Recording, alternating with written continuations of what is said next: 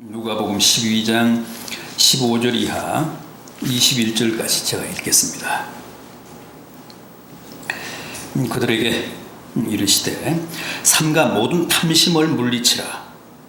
사람의 생명이 그 소유에 넉넉한 데 있지 아니하니라 하시고, 또 비유로 그들에게 말하여 이르시되 한 부자가 그 밭에 소출이 풍성하매 심중에 생각하여 이르되 내가 곡식 쌓아둘 곳이 없으니 어찌할까 하고, 또 이르되 내가 이렇게 하리라. 내 곳간을 헐고 더 크게 짓고 내 모든 곡식과 물건을 거기 쌓아두리라. 또 내가 내 영혼에게 이르되 영혼아, 여러 해 쓸 물건을 많이 쌓아두었으니 평안히 쉬고 먹고 마시고 즐기자 하리라. 하되 하나님은 이르시되 어리석은 자여, 오늘 밤에 내 영혼을 도로 찾으리니 그러면 내 준비한 것이 누구의 것이 되겠느냐 하셨으니, 자기를 위하여 재물을 쌓아두고 하나님께 대하여 부요하지 못한 자가 이와 같으니라. 아멘.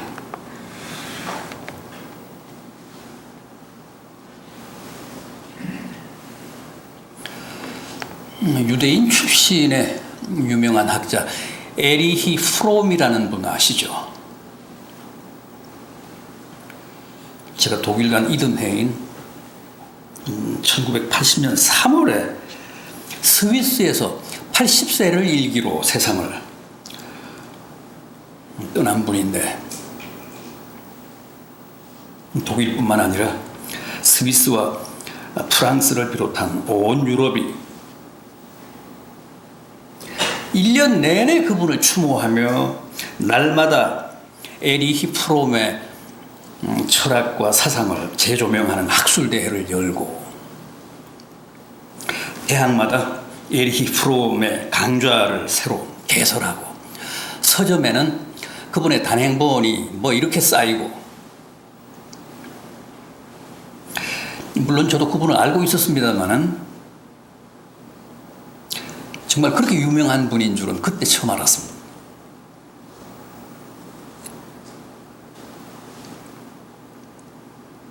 에리히 프롬은 독일 프랑크푸르트에서 태어나서 프랑크푸르트 대학과 하이델베르그 대학에서 철학, 또 사회학, 심리학을 공부했습니다. 그래서 헤겔 좌파를 뜻하는 프랑크푸르트 학파 소속의 사회 철학자였고, 프로이드 좌파를 뜻하는 신프로이드 학파 소속의 심층 심리학자고 정신분석학자였습니다. 그런데 나치 시절 히틀러에게 추방을 당해서 미국으로 가서 뉴욕의 콜럼비아 대학에서 오랫동안 교수 생활을 했고, 예일 대학에서 사회철학과 정신분석학을 강의했는데, 은퇴한 뒤에는 스위스로 가서 말년을 보내다가 거기서 세상을 떠났습니다. 그분이 쓴 책 가운데 우리가 잘 아는 하벤 오더 레벤, 소유냐 삶이냐,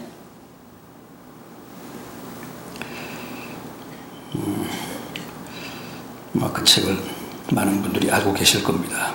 지금도 우리나라에서는 어느 대학이나 교수들이 주로 신입생들에게 추천 도서로 많이 소개하는 필독서죠.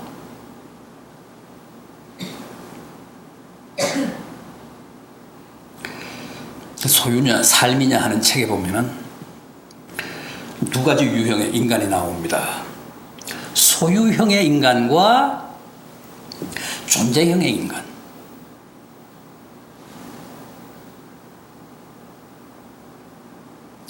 소유형은 오로지 소유에서 자신의 삶의 의미와 보람을 찾습니다.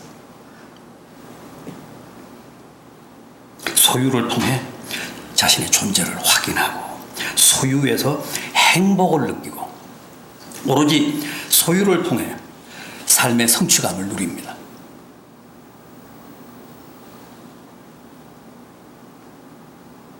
그런 사람은 소유를 위해서라면 자신의 모든 걸 다 바칩니다. 오직 소유가 자기 삶의 목표고 목적이기 때문에 그렇습니다.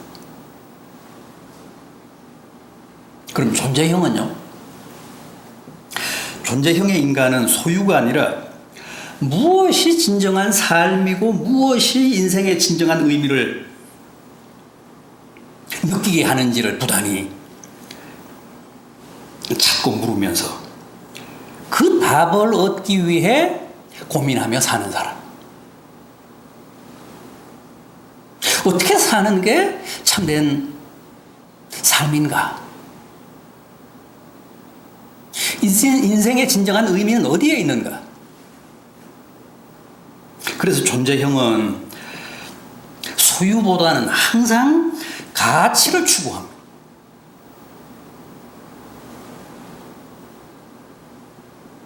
에리 프롬은 이 세상 모든 사람들이 정도의 차이는 있지만 이 둘 중 하나라고 봤습니다. 여러분들은 어느 쪽입니까? 소유형입니까? 아니면 존재형입니까?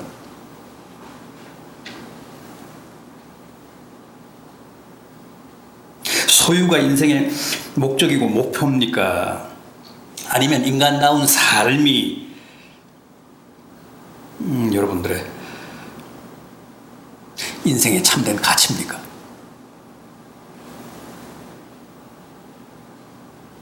오늘 제가 소개해드린 본문도 바로 그런 주제를 다루고 있는 말씀입니다. 소유냐 존재냐를 묻는 게 바로 오늘 주님이 이 비유를 통해서 주신 제기하신 문제입니다. 이 본문은 다른 복음서에는 안 나옵니다. 이 누가복음에만 나옵니다. 그런데 외경에는 나옵니다. 외경 도마복음에는 나옵니다. 도마복음 63장에 보면 이런 얘기가 나옵니다. 예수께서 말씀하셨다. 많은 토지를 가진 한 부자가 있었다. 어느 날 그가 마음속으로 생각하기를 내가 저 많은 밭에 씨를 뿌리고 잘 가꾸고 추수하여 내 곡간마다 곡식을 가득 채워 부족함이 없게 하리라. 그러나 그날 밤 그는 죽고 말았다. 귀 있는 자는 들으라. 이 누가복음보다 훨씬 더 간결하지만 전달하고자 하는 메시지는 같은 것 같습니다.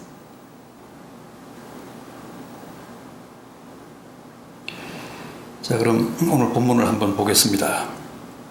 한 부자가 있었습니다. 올해 우리는 밭작물, 과수작물이 다 흉작이라고 하던데 이 본문의 부자는 그렇지 않았습니다. 그해 농사가 아주 잘 됐습니다. 그래서 행복한 고민에 빠집니다. 수확한 곡식이 너무 많아서 어디 쌓아둘 데가 있어야죠. 그래서 어떻게 했다고 합니까? 신속하게 기존의 곡간을 헐고 그 자리에 더 큰 곡간을 지어서 거기다 그해 추수한 곡식을 가득 채웠습니다. 그리고 나서 안도하며 행복한 독백을 합니다. 19절을 보십시오. 내 영혼아, 여러 해 쓸 물건을 많이 쌓아두었으니 이제 평안히 쉬고 먹고 마시고 즐기자.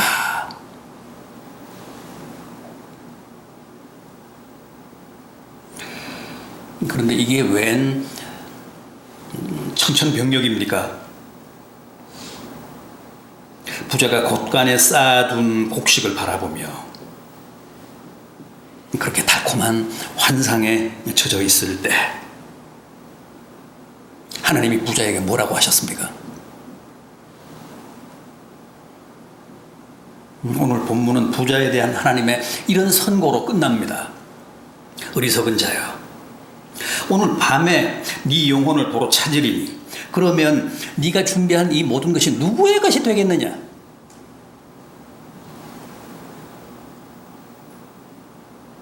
참 황당하고 허무한 노릇인데 더 가혹한 것은 하나님이 이 부자를 안타까워하시기보다는 도리어 어리석은 자라며 힐난하고 계십니다.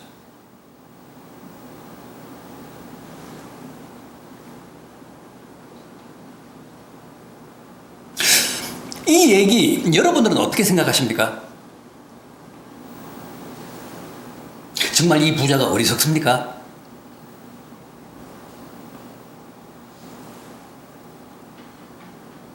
오히려 능력이 남다르고 그게 성공한 사람이고 출세한 사람 아닙니까? 우리가 밤낮으로 뛰고 물불 안 가리고 온몸을 던져 돈 버는 이유가 뭔데요? 다 이 부자처럼 성공하려고 출세하려고 여러 해 쓸 물건을 잔뜩 쌓아놓고 평안히 쉬고 먹고 마시고 즐기기 위해서지 않습니까?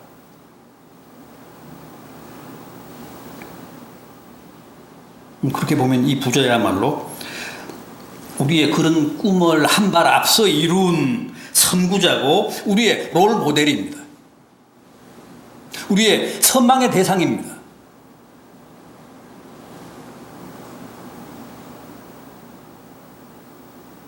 그런데 어째서 하나님은 이 부자를 어리석은 자라고 하셨을까요?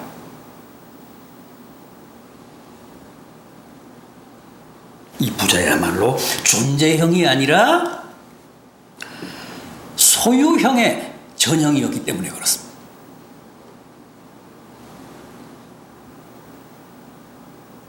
물론 부자였기 때문에 이 사람이 소유형이었다는 뜻은 아닙니다. 그렇다면 어째서 이 부자는 존재형이 아니라 소유형의 모델일 수밖에 없었을까요? 우선 이 사람은 소유가 곧 자기의 삶을 보장한다고 믿었기 때문입니다. 그래서 어리석은 전형적인 소유형의 인간이었다는 거예요. 본문을 보십시오. 그는 오직 곳간을 넓히고 거기에 많은 재물을 쌓아두는 데서 인생의 보람을 느끼고 성취감을 누립니다. 그에게는 소유가 곧 인생의 절대적인 목표였습니다. 그는 소유가 곧 자기의 삶과 행복을 보장해 준다고 믿었습니다. 그런데 어떻게 됐습니까? 정말 그의 바람대로, 그의 계획대로, 그의 기대대로 곳간 가득 쌓아둔 그 많은 부가 그의 미래와 행복을 보장했습니까? 평안히 쉬고 먹고 마시고 즐거워하기를 바라던 그의 꿈이 이루어졌습니까? 부자가 자신의 그 기대가 얼마나 허망한가를 깨닫는 데는 그리 긴 시간이 필요하지 않았습니다. 바로 그날 밤 하나님이 내가 오늘 네 영혼을 도로 찾을 것이다. 그러면 네가 예비한 저 모든 재물이 누구의 것이 되겠느냐? 정말 소유형의 정곡을 찌른 비수 같은 말씀 아닙니까?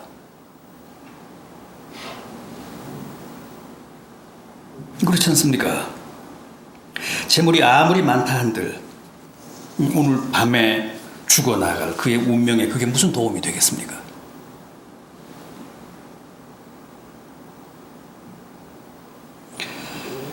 소유가 결코 우리의 삶이나 행복을 보장해 주지 못한다는 사실을 이보다 더 실감나게 더 극적으로 표현한 말씀도 없을 것 같습니다.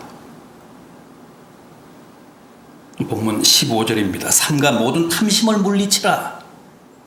사람의 생명이 그 소유의 넉넉함에 있지 아니하니라. 그럼에도 얼마나 많은 사람들이 지금도 곳간을 넓히고 거기에 하나라도 더 쌓지 못해서 안달하며 노심초사합니까?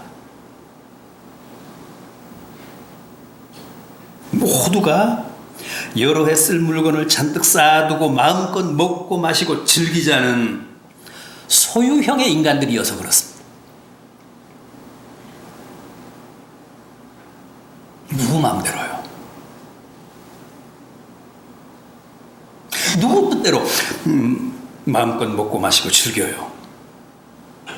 소유란 언제나 그렇게 사람들을 어리석게 하고 터무니없는 자기 기만에 빠지게 합니다. 지금도 사람들은 다 돈만 있으면 마냥 행복하게 살 수 있다고 생각합니다. 그래서 오직 돈이 지상 목표입니다. 아니, 이건희 회장은 돈이 없어서, 돈이 부족해서 78세로 세상을 떠났습니까? 최고의 실력을 자랑하는 삼성병원의 의사들이 부족해서 요즘 같은 세상에 80세도 못 살고 세상을 떠났습니까?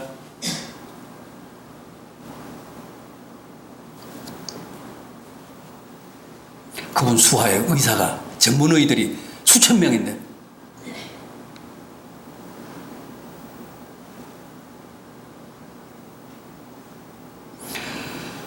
믿는 사람들도 마찬가지입니다. 목사들도 마찬가지입니다. 저도 마찬가지입니다. 다 돈합니다. 주님은 분명 우리를 사람 낚는 업으로 부르셨다고 했는데 우리는 지금도 어떻게든 고기 낚을 생각만 합니다. 고기 낚을 국립만 합니다.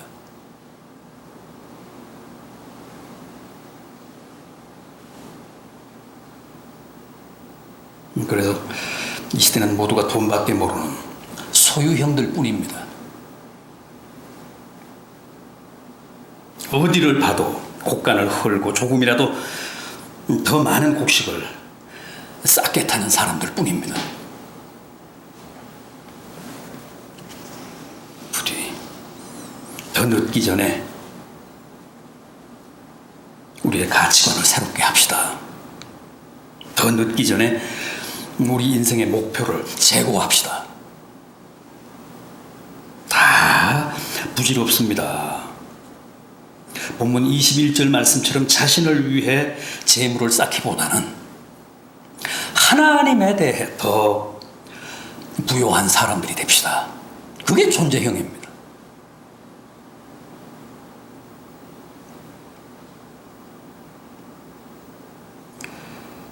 다음, 이 부자가 어리석은 소유형이었다는 것은 자기밖에는 모르는 지독한 이기주의의 화신이었기 때문입니다. 여러분, 이 본문을 자세히 한번 보십시오. 등장인물이 오직 이 부자 한 사람뿐입니다. 완전히 모노드라마입니다.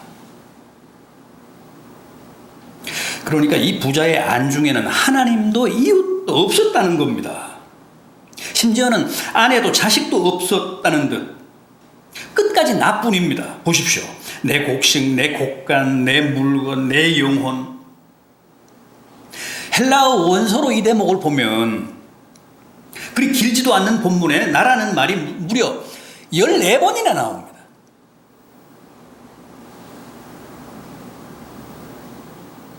그래서 대화는 없고 끝까지 나만의 독백뿐입니다.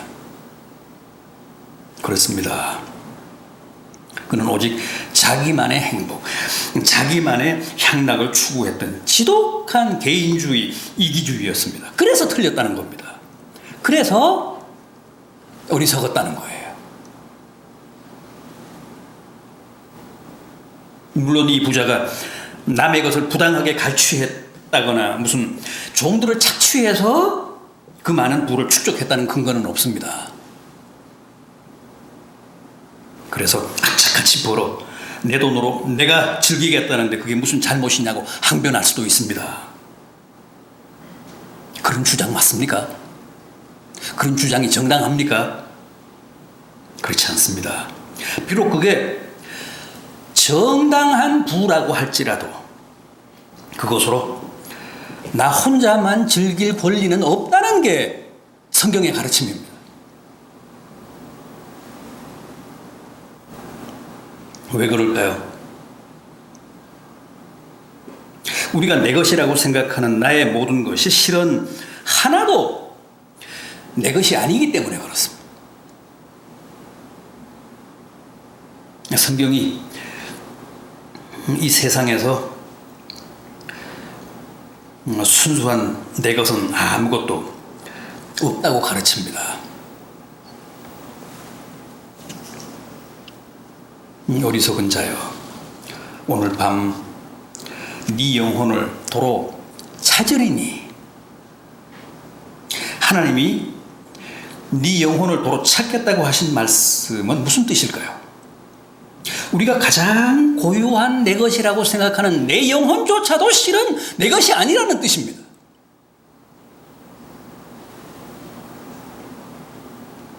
생각해 보십시오. 아무리 날고 기는 사람도, 아무리 젊고 유능하고 건강한 사람이라고 해도 하나님이 그 영혼을 도로 찾겠다, 다시 회수하겠다고 하시면 오늘 밤이라도 당장 이 세상을 떠나야 하는 게 우리 인생입니다. 하나님이 부르시면 우리는 무조건 가야 합니다. 일말의 저항도 못합니다. 닥치고 가야 합니다. 왜 그럴까요? 내 생명이 실은 내 생명이 아니어서 그렇습니다. 내 영혼이 실은 내 영혼이 아니어서 그렇습니다. 내 삶이 실은 내 삶이 아니어서 그렇습니다.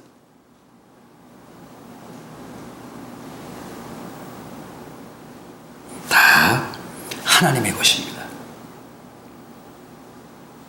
내 것이라야 내 마음대로 할 수 있는데 내 것이 아니고 다 하나님의 것이기 때문에 아무리 안타까워도, 아무리 아까워도, 아무리 아쉬워도, 아무리 억울해도 어쩔 수 없습니다. 하나님이 부르시면 우리는 즉각 가야 합니다.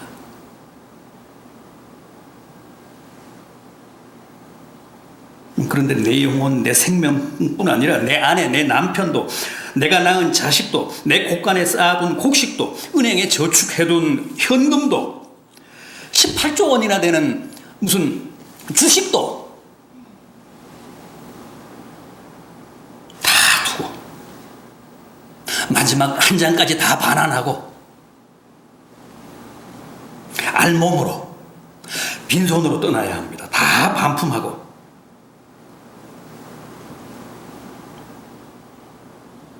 그래서 역대 우리나라 최고 부자인 이건희 회장도 공술의 공수거였습니다.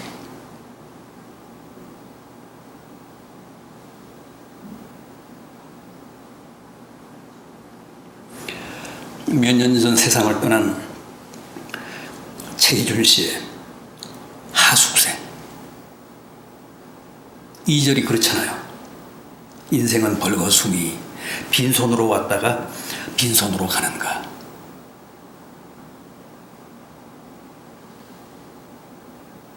왜 인생이 벌거숭이일까요?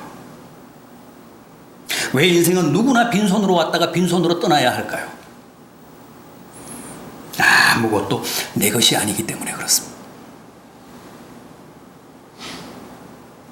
그 무엇도 내 것이 아니기 때문에 사는 동안만 잠시 빌려 쓰고 떠날 때는 다 반품하고 올 때처럼 다시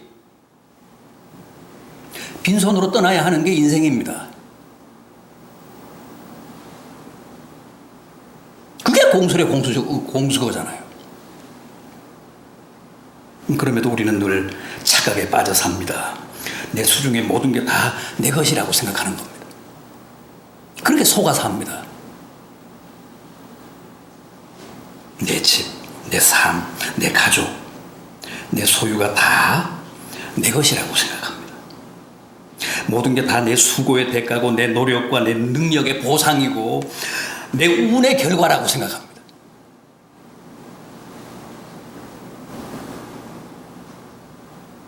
그래서 우리는 내 곳간에 가득한 곡식을 오로지 내 자신과 내 가족만을 위해 씁니다. 주님은 그게 틀렸다는 거예요. 그게 잘못된 생각이라는 겁니다. 주님은 그런 삶의 행태가 어리석다고 하십니다.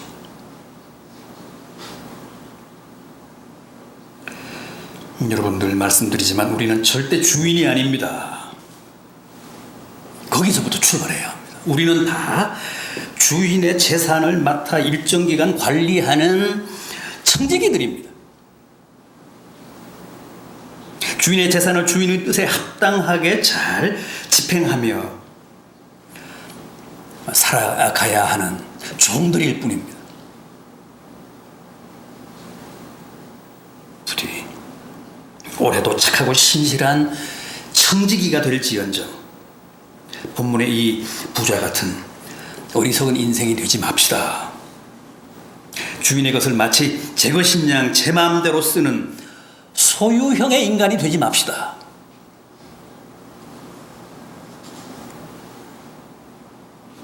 마지막으로 또 하나를 지적한다면 이 부자는 자기 영혼의 진정한 필요를 모르는 사람이었습니다. 그게 또한 그가 어리석은 소유형의 인간일 수밖에 없었던 이유입니다. 내 영혼아, 여러 해 쓸 물건을 많이 쌓아두었으니 이제 평안히 쉬고 먹고 마시고 즐기자. 이게 틀렸다는 거예요.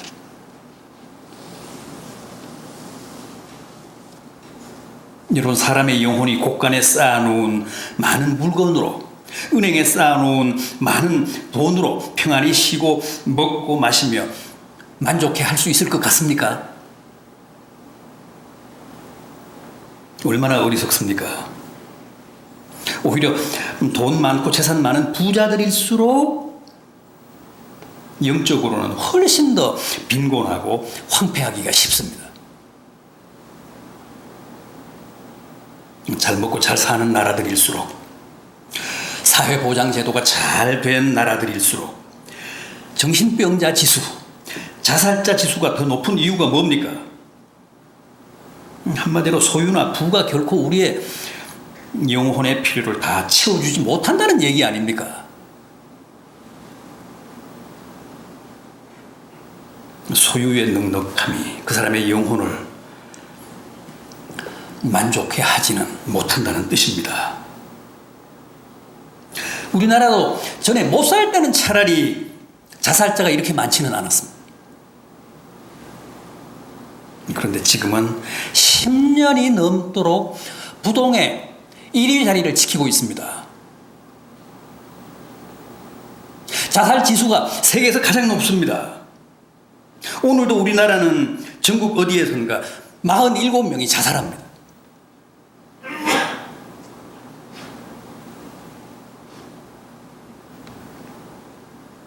주님이 라오디게아 교회를 향해 이렇게 말씀하셨습니다. 네가 말하기를 나는 부자라 부요하여 부족함이 없다 하나 네 곤고한 것과 가련한 것과 가난한 것과 눈 먼 것과 벌거벗은 것을 알지 못하는도다. 이게 부자들에 대한 주님의 준엄한 고발이신데 얼마나 전곡을 찌른 말씀입니까? 부자라고 영혼까지 부요한 게 아닙니다. 오히려 주님 눈에는 그들이 훨씬 더 곤고하고 더 가련하고 더 가난하고 눈 멀고 더 벌거벗은 모습으로 비춰졌다는 거예요. 왜 그럴까요? 마태복음 4장 4절입니다. 사람이 떡으로만 살 것이 아니요 하나님의 입으로 나오는 모든 말씀으로 살 것이라. 그렇습니다. 절대 떡만으로는 안 됩니다. 돈만으로는 안 됩니다. 영혼은 반드시 하나님의 말씀이 있어야 합니다. 사람의 영혼은 소유가 아니라 부가 아니라 절대적으로 하나님의 말씀을 필요로 합니다. 하나님의 말씀이 공급돼야 합니다.